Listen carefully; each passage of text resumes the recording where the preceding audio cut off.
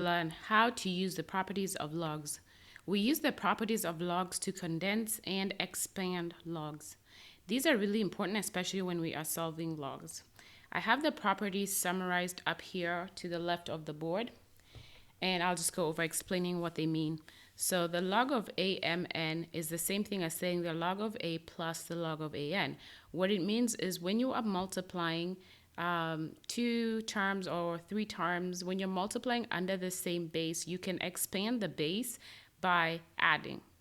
The same way, if I'm adding and I want to go to, I want to combine this into one log, which is called condensing, then I would put it back to multiplication. So basically, multiplication and addition would go together.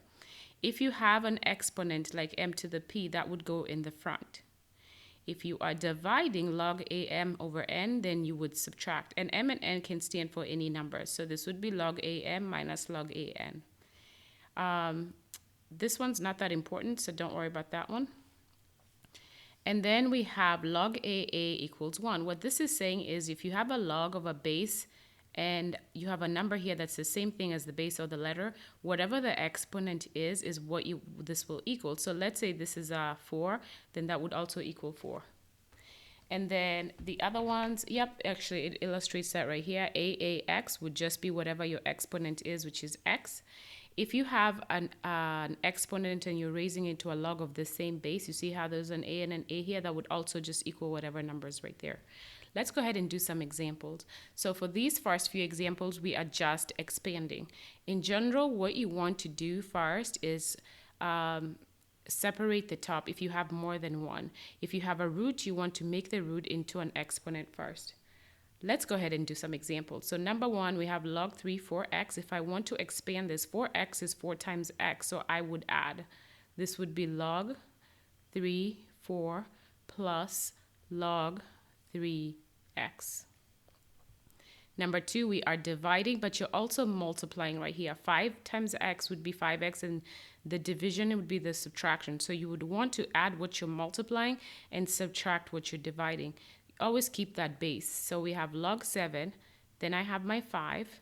I need to separate the 5 and the x, and I can do that by adding since it's a multiplication. So that's log 7x.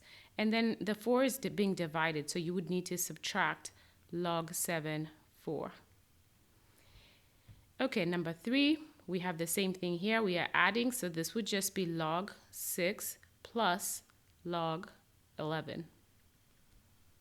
Okay, so they start to get a little bit more complicated. These are just basic ones, just so you can understand how to start applying it.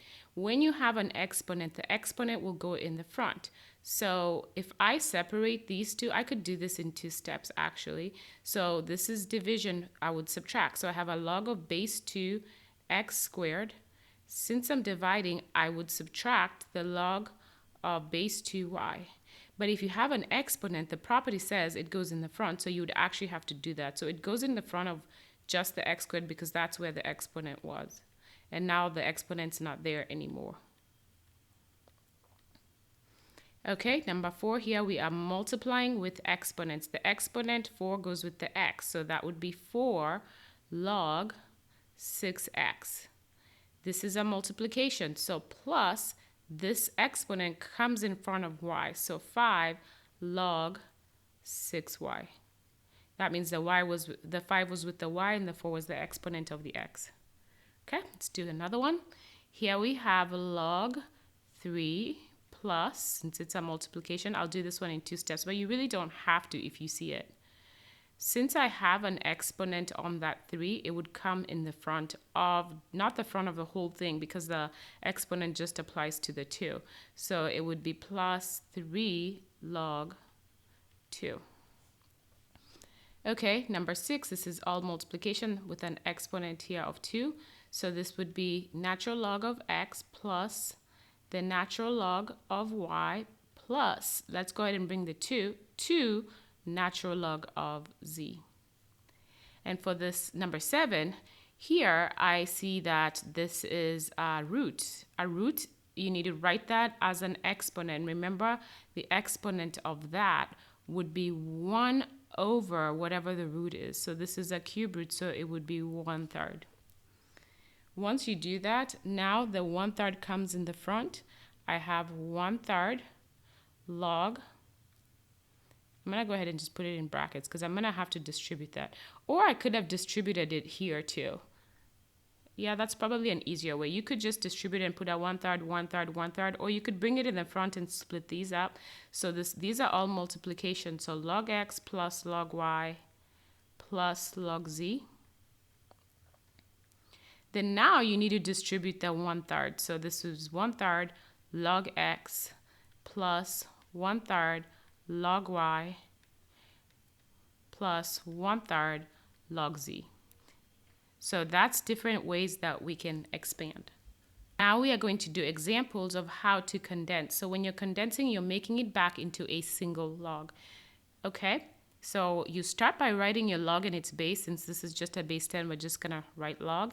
You put your first number, but ask yourself, are you adding here or are you dividing? Since it's a subtraction, I am going to divide 3 and 8. So this is the log of 3/8.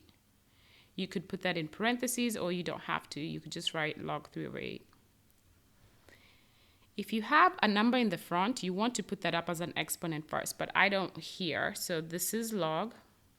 Looks like I'm adding and adding. So you just need to multiply, put parentheses, 2 times 11 times 7. You could leave your answer like this, but if your teacher wants you to simplify further, then you just multiply those.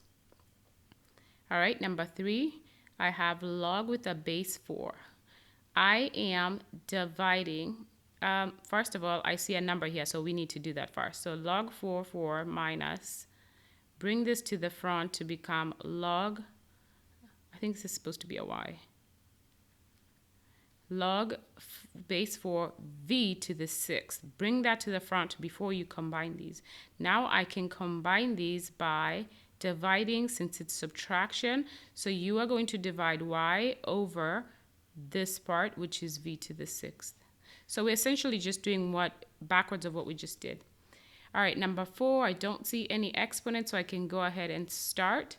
Log 5. I see a subtraction, so this part you're subtracting needs to go in the denominator because you need to divide it. What you're multiplying goes on top. So I am multiplying 2 and 10 because I'm adding those. And then in my denominator, I'm subtracting, you just put your 7. Okay, number 5, I need to do my exponents first. So this is the natural log of x to the 3rd plus the natural log of y to the 1/2 minus the natural log of 6 to the 4th power. So bring your exponents in the front.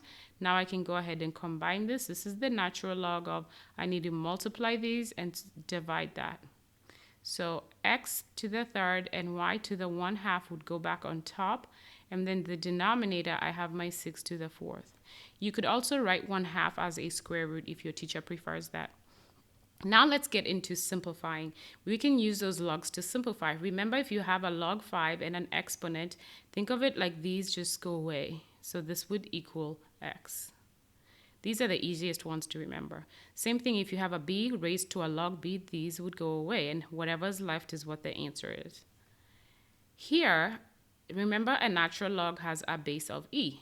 So again, you have a natural log base of e with another e, that would go away, and this would equal 9. So that is how you expand, condense, and simplify logs by using log properties.